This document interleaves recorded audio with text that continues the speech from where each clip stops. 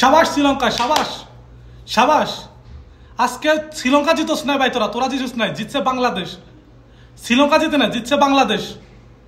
তোর লাইগা এত দোয়া করছে বাঙালিরা, যেটা বলার বাইরে। তোকে শ্রীলঙ্কা সাপোর্টাররাও সাপোর্ট করে না, এত বাঙালি যত সাপোর্ট করছে। তোরা শুধু বাংলাদেশের মন না, আরো অনেক কিছু দিচ্ছ ভাই। গলা ভাঙ্গে গেছে ভাই, গলা ভাঙ্গে গেছে সিল্লাইতে আজকে। কি করছে বুঝছোস নি? তোর লাইগা ভাই এত দোয়া করছে। খেলার ভিতরে যখন রশিদ খানে ক্যাচটা ধরছে ভাই, মাথা মুথা আউলে হয়ে গেছে। আর নবিয়ে লাস্টে 5টা 6 মারছে ভাই।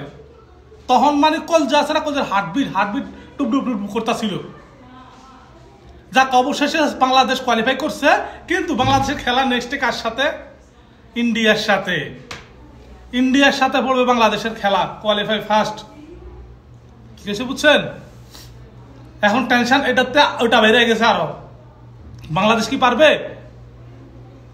ফাইনালে যাইতে? যদি আপনাদের মনে হয় বাংলাদেশ ফাইনালে যেতে পারবো, অবশ্যই কমেন্ট করবেন। আর যারা আজকে শ্রীলঙ্কা সাপোর্ট করছেন তারা সবাই কমেন্ট করবেন। সবাই উড়াদুলা কমেন্ট হবে, শেয়ার হবে আজকে। আর হ্যাঁ, ভিডিওটা দেখলে সাবস্ক্রাইব ফলো করে যাবেন, একজনও যাতে মিস না যায়, একজন।